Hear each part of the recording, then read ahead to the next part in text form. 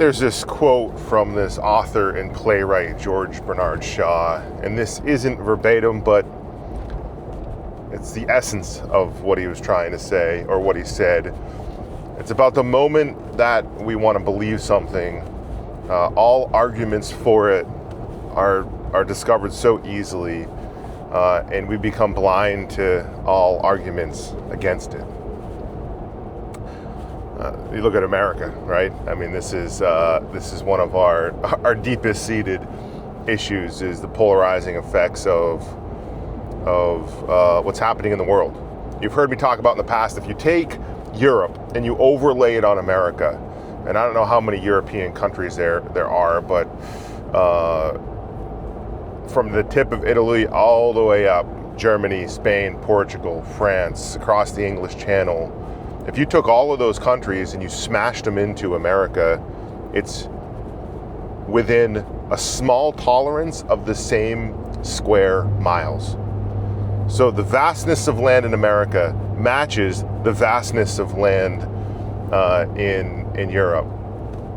And the magic is how do we align somebody living out in the Pacific Northwest with somebody living in North Carolina or Georgia or the Midwest, where the environment's different, where cultures have bred and grown over the last 250 years.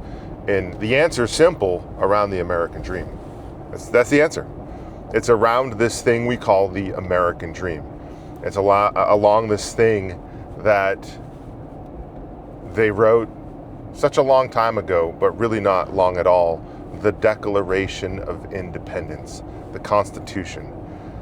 It's such a perfect, they're perfect documents. And that's what has defined this country. And staying true to those things are so important from my perspective, and getting back to those things. In the moment that we don't align around that, that's where the fissures and fractures and eventually cavernous gaps happen. And I'm headed to New York today. I got to get to New York City. I'm going to check in with the team, and then I'm gone for the next 3 days. I'm going to take you along with me. But this guy, George Bernard Shaw, this author and playwright, he has so many good quotes, and I pulled a few up on my phone. Life isn't about finding yourself. Life is about creating yourself. Gosh, I couldn't agree more. We don't stop playing because we grow old. We grow old because we stop playing. What a freaking wonderful quote.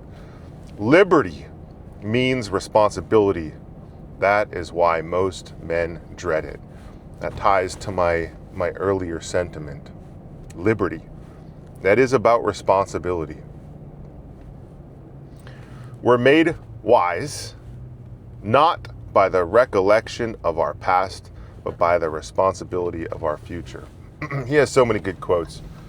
You should look him up because they're absolutely stellar words that plug into my life. And I think if you're following this channel, you'd probably enjoy them. And I'm gonna try to keep this brief because I got a meeting in 13 minutes, and I still got to grab a cappuccino here.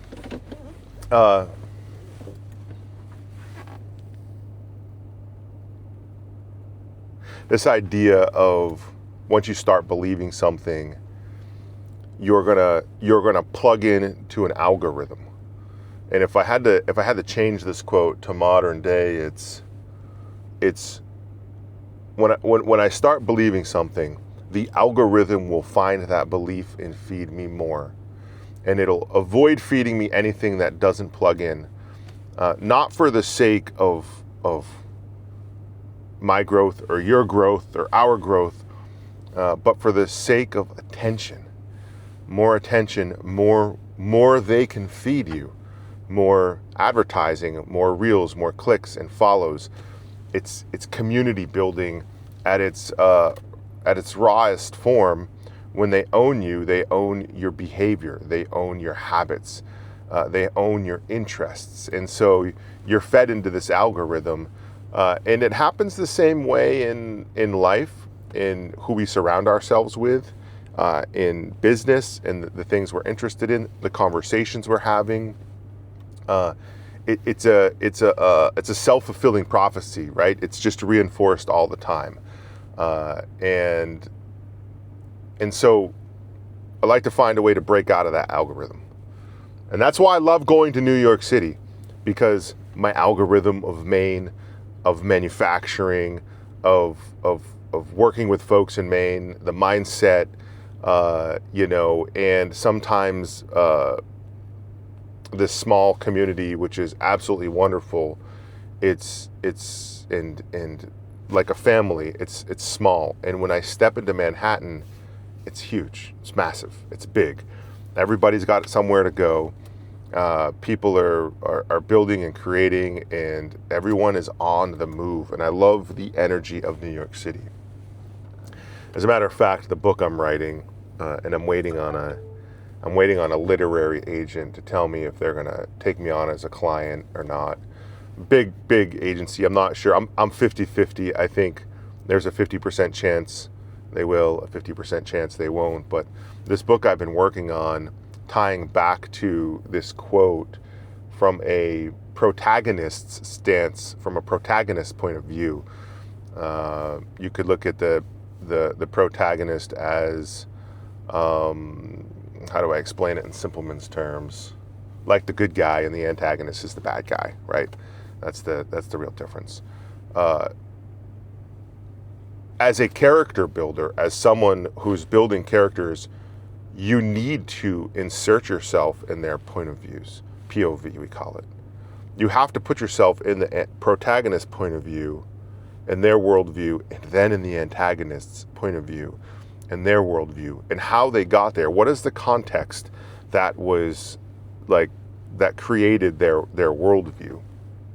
And that's why I think it's so damn important not to stay plugged into the algorithm all the time. And this book I'm writing is about Maine and Manhattan. It's kind of like a survival gritty. How do I say it without saying it? It's forced proximity.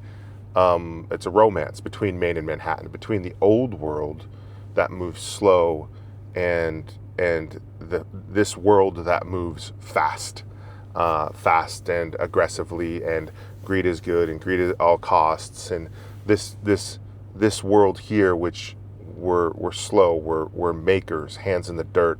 I'm not saying we're more thoughtful. I'm just saying it's different, and so trying to really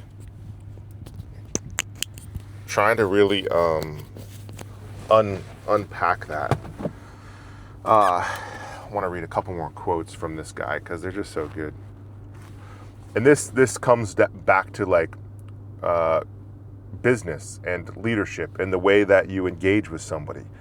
Somebody on the floor is going to be different than your executive team, is going to be different than maybe a business partner, is going to be different than a banker or investor. You got to keep you, but listening and understanding is way more important than talking and convincing, right? Like relationship building for me has nothing to do with convincing somebody of something.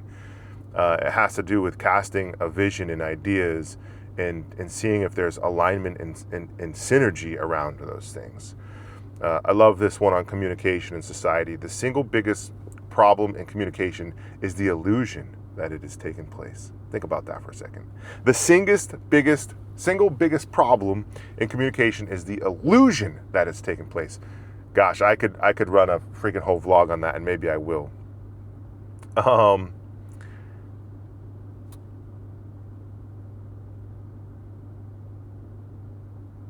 Progress is impossible without change, and those who cannot change their minds cannot change anything. Again, this goes back to my Maine and Manhattan, Maine meets Manhattan love story.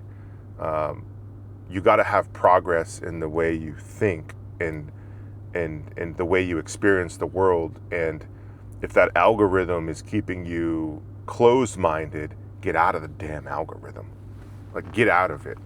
I'm not saying compromise like any values, morals, like like ideology, nothing like that. I'm just saying create more a context for understanding, so that you can better understand people and when someone's coming from, what angle they're coming from. That's really important. And this last one I'll read. The reasonable man adapts himself to the world. The unreasonable one persists in trying to adapt the world to himself. I'll say it one more time. The reasonable man adapts himself to the world. The unreasonable one persists in trying to adapt the world to himself. The world is moving. You aren't going to hold it back. How do you plug in and make it better? Like, how do you do that? How do you do that? I'll probably walk 5 or 10 miles over the next couple of days. People watching, listening to conversations, listening to dialogue. I love listening to dialogue. I love listening to people talk. It's wonderful to see how communication happens. I was just in the Deep South working last week, and the dialogue is different than what I'm going to go experience in New York City. It's just different culture. And again, if you spread those two things apart, it would be the difference of freaking the UK and the south of France, like completely different cultures. And what makes it special is who we are, that we melted into this place. So I'll take you with me. A lot of words this morning, pre-coffee. Hope that all made sense. Probably made no sense at all. Doesn't matter. Take something from it or leave it. I don't care. I'm going to keep talking. I'm going to keep sharing. I'm going to do another Q&A this week also. So stay tuned for that. I'll see you in New York.